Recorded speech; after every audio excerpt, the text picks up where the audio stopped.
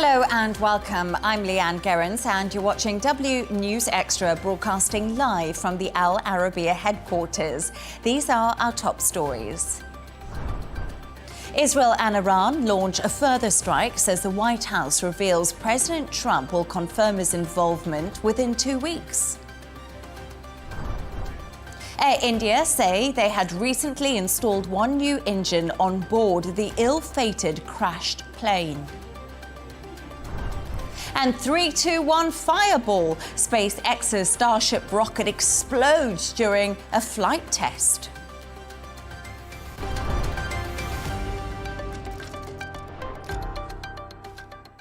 Now, the White House has revealed US President Donald Trump will take a decision on the United States' involvement on Iran within 2 weeks. The announcement comes after Trump denied claims that he has approved attack plans. Taking to Truth Social, Trump said the Wall Street Journal, who reported the story has no idea what his thoughts were concerning Iran. Meanwhile, Israeli Prime Minister Benjamin Netanyahu has vowed revenge after Iran struck a major hospital in southern Israel. His warning came as he spoke from the scene of the attack. Take a listen. We are committed to destroying the nuclear threat, the threat of a nuclear annihilation against Israel. We're able to do it, and we, of course, will make our own determination. But I have to say that the partnership with the United States, the partnership with President Trump, with whom I speak to almost every day, is incredible. I think his resolve, his determination, and his clarity when he says Iran cannot have a nuclear weapon. And for that to take place, Iran cannot enrich uranium. It's as simple as that. He gave them the chance to do it through negotiations. They strung him along. You don't string along Donald Trump. To discuss this and all of today's stories, I'm joined by Shane McGinley, business editor of Arabian Gulf Business Insight, and Tala Michel, Issa, chief reporter of Arabian Business. Thank you so much for both joining me. Shane, so we're going to start with you. We're in the 7th day of the exchange of fire between Iran and Israel. And the big question is Trump. The world's kind of been holding its breath, hasn't it, for the last sort of 24 hours. Will he, won't he? He's really ambiguous around his next steps when it comes to Iran. And now we're getting this 2 weeks. Yeah, I was very surprised, like 2 weeks. Like you said, it's been 7 days, and to think now we're going to have to wait twice as long as that to get any kind of a decision. So I think what was more interesting is when Caroline Levitt was giving the statement sort of recently in the White House, she was saying that there may be a chance of negotiations. So that kind of goes contrary to what we just saw there in the clip from the Israeli leader. So I'm inclined to go with what she said, that this is a Trumpian negotiation tactic where, you know, if you go like really high and say, you know, make sort of big threats. In the case of the tariffs, it was, you know, China, we're going to put like 1,000% on you, and then they'll come down and we'll agree 10 or something. So I kind of think this is like the same sort of tactic, but on a huge scale. And I don't want to say, I kind of feel like maybe is Trump sort of taking a bit longer to decide on this because he's slightly, you know, out of his comfort zone. But one, I'd like to think that he won't enter.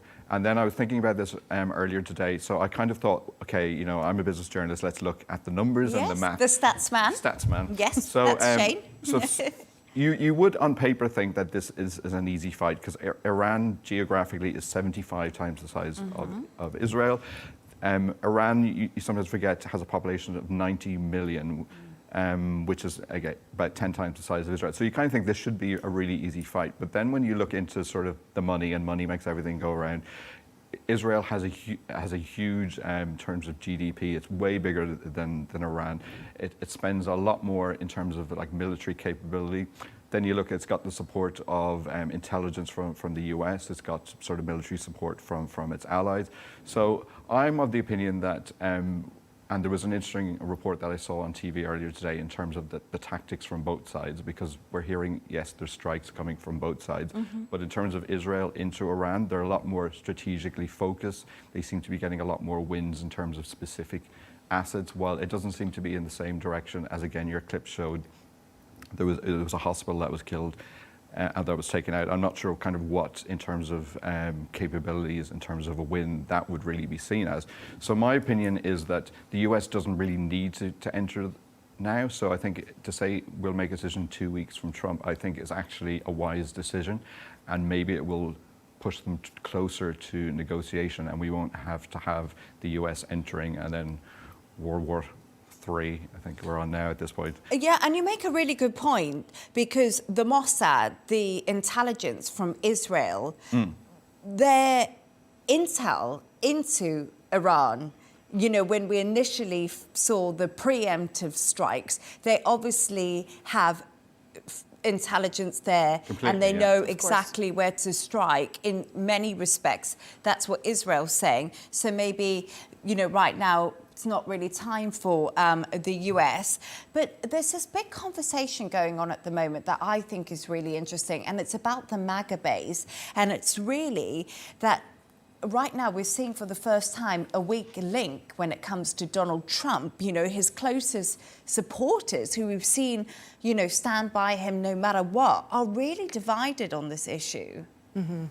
They really are. I mean, if you look at the MAGA movement, I mean, they helped Trump win both elections, 2016 and 2024. And of course, the prospect of a US strike on Iran, if Trump does decide to eventually do that, hopefully not, this has upset a lot of MAGA supporters and even his most prominent allies. So you had Steve Bannon as well. Yesterday he said, quote, "We can't have another Iraq." And if you go back to Trump's campaign promises, especially from the first term, also the second term, it's always America first, more isolationist policy, or I guess mentality that he was planning to bring into especially this presidency. But of course, he's facing a lot of pressure, and let's be fair, he inherited a very, very messy geopolitical landscape. I mean, you have wars, well, especially at the time when he took office, I mean, you had wars happening on so many fronts. You had Ukraine, Gaza, Yemen, Syria. Alliances are shifting all over the world, but then now he has Iran and Israel. And I think if he does decide to get involved, in the absence of a diplomatic deal, that could upset a lot of his supporters, which does not mean well for the Republicans keeping control of Congress in the 2026 midterm. Yeah, and I think that's really important, because midterms, you know, that's something that the Republicans are already starting to campaign for. Obviously, they need the money to campaign too, so it's keeping the base happy. And I just think it's a really interesting point right now. It's a real fork in the road, isn't it, what decisions are made regarding the Middle East, if we want to have a look really carefully at it at the moment. Well, I think, you know, to make your point of the MAGA, like even yesterday, the New York Post, which would be very much leaning towards his camp, they did their own sort of poll it was pretty much sort of split New Yorkers sort of 50-50, which I'd expect, because that's shown across the whole US, where you've got the political sort of divide. But when you sort of look into the numbers, the specific what classed as MAGA voters, it was 65%, which is still a large majority, but I would have thought it would be even more, because his rating amongst MAGA is still about like 95. So that shows that there is, about 30% that still think he should not enter Iran and should stay out, and we should be isolationist, which is a long word. But so I generally think, then, like you said, if the midterms coming up, the economy is not doing exceptionally well, the Fed isn't really backing him. So I kind of generally think, does he really have the support of his base to justify going into another war? When, do you remember his inauguration was all about not going into any war? Yeah. So I kind of think, coming back to what Caroline Levitt said, 2 weeks. 2 weeks is a long time in a Trump White House. So. I was surprised that she's even put that deadline on it. So I fundamentally think that this is to bring them into the table and to restart the negotiations. And I think it's been interesting because I think today I felt, after watching the story and being involved in it since Friday, there was a lot of diplomatic movement today. And I really felt that, you know, when I was reading, and there were the Europeans who were talking. The UK Foreign Secretary David Lammy went to meet Marco Rubio. Tomorrow we're seeing someone from Iran. He's going to Geneva to meet the UK and European allies there. So all of a sudden, in a way, I'm not surprised Caroline never came out with that, because I feel like all of a sudden diplomacy is back on the table, and they're really going to try to get Iran to come back to the table and have a conversation. So that's really interesting thought, and I'm sure it's not the last time we'll be discussing that. But thank you for that so much. Let's move on to another story now. And investigators have revealed that one of the engines of the Air India plane that crashed last week was new, while the other was due for its next maintenance check in December. The airline's chairman told local media that both engines of the aircraft had clean histories. A cause is still being investigated, but the reputation of the company who own the aeroplane could be badly affected. So, Tala, I want to start with this because obviously that tragic incident that we saw happen, and so many lives lost, 270 lives lost. But prior to this, really, Tata, the group that took over the airline back in 2022, actually seemed to be doing pretty okay. Yeah, they were on a very strong recovery path. I mean, we're talking about record revenues, operational profits, robust fleet and network expansion. I have some numbers today, so let's talk financials. More stats, yeah. Yes, lots of stats. You have two business reporters here, so. I love a stat, don't worry. So before Tata took over, their revenues were around $2.4 billion. This was for the financial year of 2021-22. And then for the financial year 2023-4, it was around 4.7 billion. Now that's up almost 24% since then. And then when you want to talk about losses, around 1.2 billion in losses before Tata. After Tata, $530 million. That was for the financial year of 2023 and 2024. That's a 60% drop in losses, whilst also growing revenue. And then the numbers of passengers they've carried over this time has also increased. They're at, I guess, over 40 million annually now. This is up from 11.5 million back then. Gosh, that's a big number. Of course, their fleet size is growing. There's been a 40% growth since 2022. 570 more jets coming soon. And then, of course, there was the retrofit program as well, which I think was around 350 million or billion. I can't remember the exact number now. I didn't write it down. But in terms of domestic market share, they're 26.5% as of March this year. So that's up 12% since Tata took over. So it's pretty amazing stuff. Yeah, so it's fair to say that they were well on their way to recovery, or were recovering extremely well. And quickly, because 2022, what, we're just talking 3 years ago? Yeah, 2.5 years, 3 years. 2.5 years ago, basically. And Shane, it's obviously tragic for an airline to go through a disaster like this. But how much does this affect the reputation, do you think? Well, I kind of think what you're saying about the domestic market and the international ones, I kind of think like India is a huge country and it's very, very competitive. So there's a lot of airlines operate in that market. So I kind of think if you're going to like book a flight to, you might think, oh, I'll leave them aside just for the moment. But then the option is then the price of the tickets will go down, and then that determines a lot of people's reaction to it. But I decided to write, okay, let's look at some other airlines that have had some crashes. Yeah. And I remember Air France, because when I moved to Dubai back in 2008, I flew them a lot.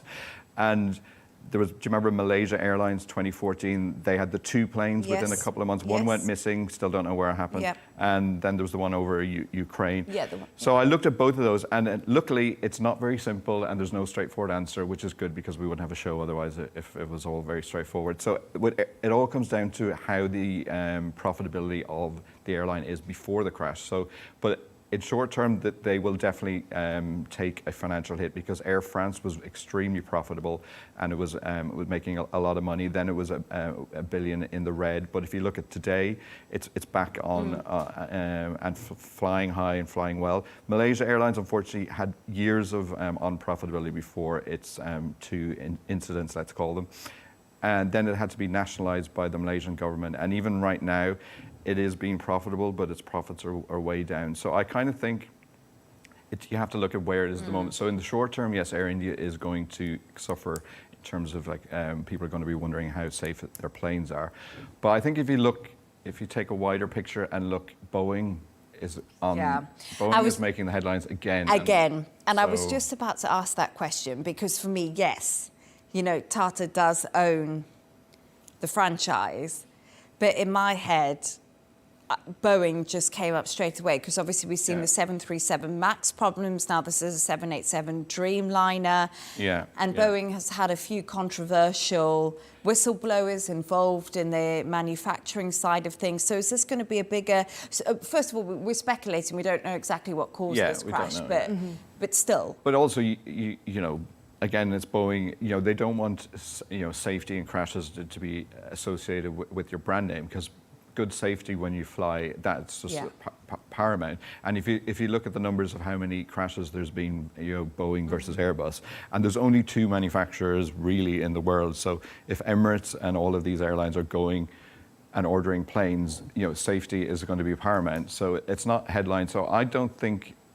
Air India is probably the one that will suffer. It's probably more the Boeing guys in Seattle are the ones that will be sweating. Yeah, I think that is probably something that we're all thinking, right? Definitely, especially the track record for Boeing versus Airbus. It's pretty significant. Yeah, like Dreamliner. Yes. I remember going to the launch of Dreamliner in Seattle a couple of years ago, and you know, this was like the future of the aircraft. And Didn't know you were a plane man. Yeah. Well, you know, a good trip to Seattle is always good. He's been to Boeing. But I mean, like it's not, you know, Dreamliner the name, and then, you know, when you see the pictures, it doesn't resonate well. And I haven't checked the stock price or looked at Boeing, but it's not good in Seattle, I would say. No. But once again, I also know that there was one sole survivor on the Air India crash, so a lot of people are booking the 11A seat. So if you're going to fly, that was the seat he was sitting on. So just a little bit of advice there. But stay right there as we move on to another story. And lawyers representing the alleged Australian mushroom poisoner, Erin Patterson, have told the jury that there's not enough evidence to find her guilty. Patterson is charged with murdering her estranged husband's parents and aunt in 2023 by spiking their beef Wellington lunch with toxic mushrooms. She's also accused of attempting to murder her husband's uncle, who did survive that very deadly lunch. Shane, we have spoken about this before on the show. Wow. Yeah. This is one story. It's Remind fascinating. us. Yeah. And I had to look up because I'd heard a little bit about it, but because it's been on like media shows about how this has just taken the world by storm. And you know, I was looking up, you know, the amount of podcasts that are dedicated just to this How story. many? Well, there's 8 official ones, which I think is still quite a lot. And That's a lot. For a small sort of Australian. There was 300,000 Google hits alone for the woman Erin Patterson's name, and there was about 70 sort of newspapers that were actively covering it. So basically, as you said, it's Erin Patterson, a 50-year-old Australian woman. We're talking July 2023. She brought over her her in-laws, because they're not divorced or anything, and it was her mother-in-law's sister and the sister's husband. So one of them survived. So if, you know, her poison plan didn't quite go to the way she probably wanted, and if it was an Agatha Christie movie, this would be the sort of great kind of twist you want. Yeah. Smoking gun. So I don't think she was the perfect sort of murderess in her plan, which makes me kind of think that she didn't intend to do it. But what do you think? Do you think she's guilty or innocent? Maybe guilty, just because of the evidence, right? So she said that, not she, sorry. So obviously she decided to testify. Yes, yeah. Which obviously showed confidence, credibility, and of course gave her a chance to tell her side of the story. Yeah. But the prosecution obviously challenged a lot of what she said. There were some inconsistencies, like the dehydrator for the mushrooms, which she threw away, resetting her phone. There's a couple of things like that, I think, that kind of raised... And wasn't there sort of searches on, I think, on some of her technological devices. Which, you know, again, if you're going to murder someone, clear that. Like, that's 101 And I murder. think that these death cap mushrooms are only in certain parts of Australia, and I think she had looked up where you can actually forage them. Yeah. And I think there were details of that. But it's such a tricky one, isn't it? Because if you were a lawyer, you would always say, oh gosh, do not go on the stand if I'm defending you in a big murder trial like this. But they must have confidence in her. So that's one side to look at it. But another side is it's been so fascinating because, you know, like you said, it wasn't completely successful, and it just seems to sort of be kind of like, I don't know how to explain it. How do you even know where this goes from here? Like, how do you find her guilty or not? It's just fascinating. It's hard to tell. I think the case at this point hinges on the jury actually deciding, because you know, the jury instructions start on June 24th. So let's see how that goes. But I don't know. It's a little bit difficult because, you know, was it deliberate? Was it accidental? It's very hard to tell. Motivation is the big question, really. If like. The fact that they came around for dinner shows that there might not be that much animosity, is the word. But she did lure them into the dinner. I don't want to say that she's guilty, but I'm just saying that she did say that she wanted them to come to the house to discuss her cancer diagnosis, but she actually hadn't been diagnosed with cancer. And her estranged husband had a weird feeling about it and pulled out. Yeah. So I feel like there was a little bit of like weird circumstances surrounding the beef Wellington lunch anyway. Yeah, and I think probably you kind of think beef Wellington in Australia has that kind of seen a drop in popularity over the last while. I'm kind of guessing probably there is. I'll have to look up the stats on that. Yeah, you have to look. But you know some stats about in-laws, because people are saying motive, but everyone was like, it was her in-laws. I know that's terrible. That's the first thing that came to my mind, actually. Yeah, exactly. Yeah. It's the first thing that comes to so many people's minds, right? Does everyone hate their in-laws? The answer seems to be yes. So Cambridge, which you know is very reputable, in 2008 they did a study, and I looked up, and 60% of women said they found their in-laws stressful. But then there was another study in 2016 of men, and 96% said they had negative feelings towards their in-laws. Wow. And I just say my in-laws are great. Yeah, they make your life wonderful. Because you're on live TV. Yeah, exactly. But isn't it interesting that men actually find it more stressful, but maybe they don't talk about it as much as women do? You know, moan about it as much. But I think this is fascinating because they've wrapped up their defence in this case, and now they've given the jury 4 days off. And then they come back to deliberate. I'm just a bit like, do they really deserve 4 days off? We need to know the news, the podcast, the newspapers, you know. Everyone is like, what is going on? Yeah, well, 4 days, I think, they should get up. But then also it drags it out a little bit more and keeps the sort of, pace of it going. So I think... you know, it's just a fantastic story. There's obviously going to be a Netflix documentary made of it. I was about to say, Netflix is watching, going like, It's going to be a good one. Yeah. Exactly. But what also I found fascinating is in some of the evidence that were given, she dished up the food on different colour plates. So that's another thing that's really played into this. Yeah. She ate off a different colour plate from the other people she was serving for dinner, which I think is interesting. So did she have that all planned? Was that premeditated? Well, she probably was trying to make sure she didn't poison herself, because she was sick. She went to the hospital, didn't she? Or was she? Or was she? You know, if you have been a cover-up. that could be like Easily. So but she, you know, there's just so many holes in it, which makes me think that, you know, it's not a credible, or she's just not very good at as a murderess. Yeah, that's true. But you said earlier that the different plates would put you off, and that would be your first indication. Because we were talking about that earlier, because some people would be like, oh, we would have... Because I think it was the person who survived. Was it the uncle who survived, or the brother? Her mother-in-law's sister's husband. Yes. Yeah. So he was talking about the plates, the different colour plates, and how that really stood out to him. But you and I were talking, if I went to a dinner party and they didn't have matching plates, it would really put me off. I would actually think, oh, are they trying to poison me? Definitely. I might think like that. Sorry, for a man to remember that detail. Yeah. I think they must have really been... Sorry, I had to say it. Yeah. They must have been very prominent, you know, like probably very colourful plates and everything. It doesn't automatically say psycho to me, I have to say. But then I don't like mushrooms, so I think I'll be fine. Oh, you would have survived, Shane. Don't you worry about it. But thank you so much for your thoughts. And there we are. We'll finally get an answer to these big questions that we've been asking ourselves. Guilty or not guilty? That will be the answer when we get it. Let's move on to another story now. And a SpaceX Starship rocket has exploded mid-air into a giant fireball whilst preparing for a test flight. It took place on Wednesday night at the Massey's Testing Center in Texas. Take a look at just what happened. Yeah, probably. I mean, even the other day when they... Whoa! What? That's not good.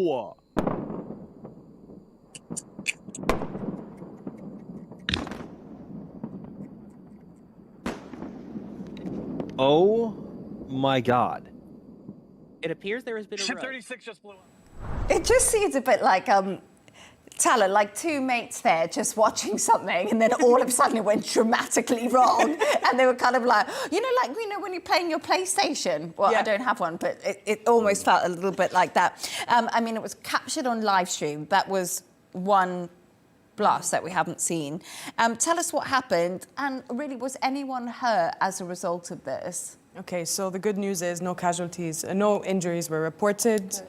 Staff was immediately evacuated. Okay. So what happened was 11 p.m. local time. These two SpaceX employees, obviously live streaming what's happening. This was part of the 10th test flight series for the Starship Ship 36 for SpaceX. So it exploded, obviously, during a static fire test. That caused a massive fireball, and it shot debris across the site and shook windows in the houses nearby as well. So then SpaceX came out to say there was a major anomaly, and reports suggest that it potentially may have affected the test stand infrastructure. But of course, each failure delays the rocket certification timeline, and I don't know, but let's see. I mean, it's not the first time this has happened, right? Because the last one, I remember, that blew up, actually got liftoff, though, Shane. We saw a little bit of movement. It wasn't just straight on the spot. So it's not SpaceX's first failure. I mean, Elon Musk, time to give up. Hang your spacesuit up, get over it. Don't live stream it. Yeah, don't live stream it. I always end up defending Elon Musk in the show. I don't know how it happens. I feel like I do too, actually. No, I'm fine. I do disagree with you. I think we're talking about futuristic technology that needs to be tested. So I don't think we should stop being innovative. We should keep pushing. Like you said, this was the 10th one. And I was looking back, I don't remember the Apollo 1 tragedy in 1967, as you probably not surprised, but I do remember Challenger in 1986. I was quite young then, and Columbia in 2003.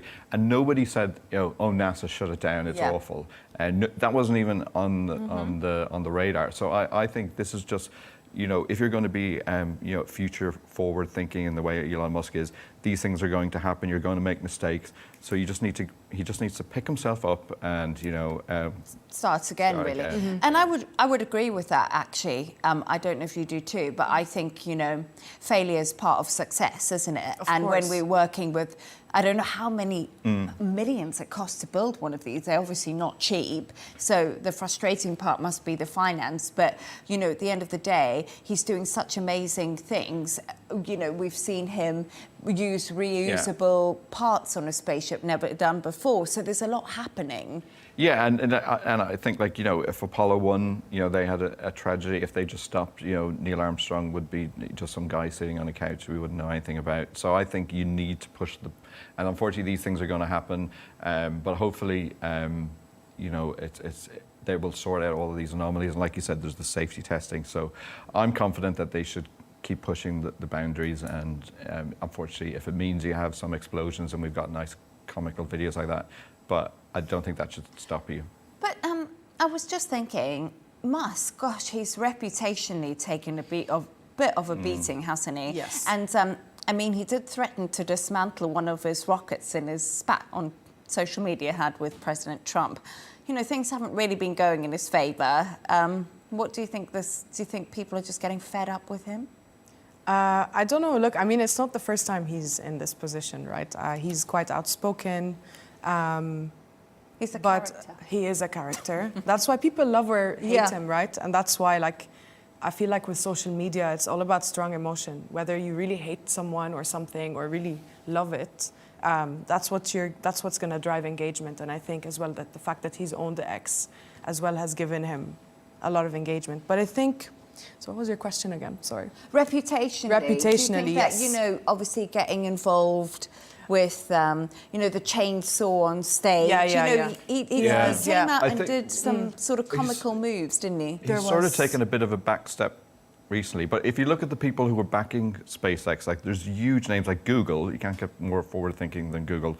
A guy called Peter Thiel who co-founded PayPal and was one of the early investors in Facebook. So he's obviously very progressive and forward-thinking. And then there's a company called Fidelity, which has about 15 trillion. We like big numbers. So all of these together, I think SpaceX will be fine. And, you know, they've got sort of huge backers. And I think maybe, Elon Musk, maybe him as the front man should maybe take a little bit of a back seat for a while. Just to add to that, Elon Musk does not believe in having a PR team.